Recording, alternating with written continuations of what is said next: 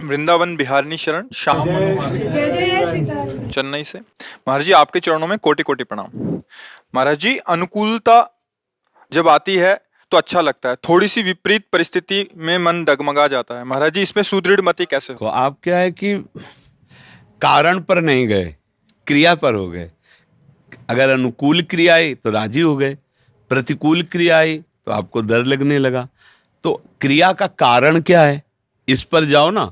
साधक क्रियाओं पर नहीं टिकता, वो कारण पर टिकता है। इसने गाली दी तो इसका कारण क्या है?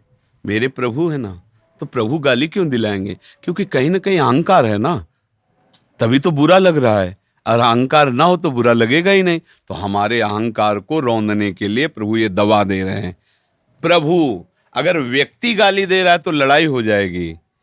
अगर कारण पर, कारण श्री हरिवंश बनम, सेवक जी कह रहे ना, कारण श्री हरिवंश बनम, मेरे प्रभु मेरा मंगल करने के लिए प्रतिकूलता दी है, विपरीतता दी, तो आपको आनंद आएगा।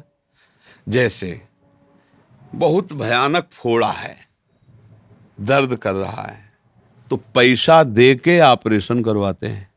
कटेगा, फटेगा, दर्द होगा, लेकिन वो दर्द भी एक आनंद सूचक है। किस लिए? ये सब निकल जाएगा ना, फिर ठीक हो जाएगा। ऐसे ही प्रतिकूलता दर्द भरा ऑपरेशन है। अपमान, निंदा, तिरस्कार, ये थोड़ा दर्द भरा ऑपरेशन, पर ये बहुत बढ़िया है। कोई न कोई गंदा फोड़ा उदय हो रहा है हृदय में, जो हमारे पूरे भाव को नष्ट कर देगा। कोई अहंकार, कोई दोष ऐसा, तो वो भगवान प्रतिकूलता दे करके हमारे उस फोड़े का ऑपरेशन कर रहे हैं, तो आनंद आ जाएगा ना। आज ऑपरेशन है फोड़े का, तो यद्यपि जाके कष्ट ही भोगना है, पर अंतः में एक शीतलता है कि आज ये सब विष निकल जाएगा और फिर 2-4 दिन में पथ जाएगा। ऐसे ही भारी प्रतिकूलता को भक्तजन सहते हैं कि कोई न कोई मंगल विधान भगवान का है जिसके द्वारा हमारा मंगल हो रहा है। तो डरो क्यों? डर तो तब रहे हो जब तुम्हें प्रिया प्रीतम का भरोसा नहीं है, प्रिया प्रीतम की तरफ वृत्ति नहीं गई, इसलिए तुम डर रहे हो। नहीं, हरिवंश भरोसे भये निडर और नित गर्जत हरिवंश बल। फिर कैसे कैसे तुम्हें भय लगेगा? भय तो लगने का सवाल। भारी प्रतिकूल स्थिति में भी हमें भय नहीं लगना चाहिए। कोई ना कोई मंगल विधान है, क्योंकि प्रिया प्रीतम अमंगल तो कर नहीं सकते, और हम उनकी शरण में वाणी से ही सही। मान लो हृदय से नहीं हो पाए तो 3 में 1 तो हो गया।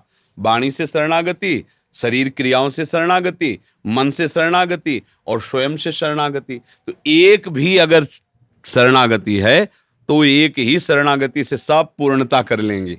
तो शरणागत तो हमें ही, गुरु साक्षी है कि शरणागत है। जब शरणागत है तो अमंगल नहीं हो सकता, और हमारी स्वामिनी समर्थ है, फिर हम काहे को भयभीत हो यार। जाके बल गर्व भरे रसिक व्यास से न डरे, लोक वेद कर्म धर्म छाणी मुक्तिचारी। हम श्री जी के बल से अभिमान में रहते हैं, क्या बिगाड़ेगा?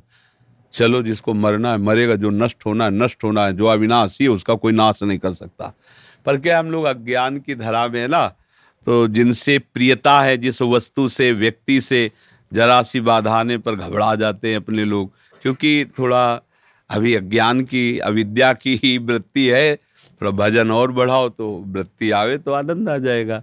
फिर डरने का कोई विषय नहीं। इतने समर्थ प्रभु तो डरना क्या है।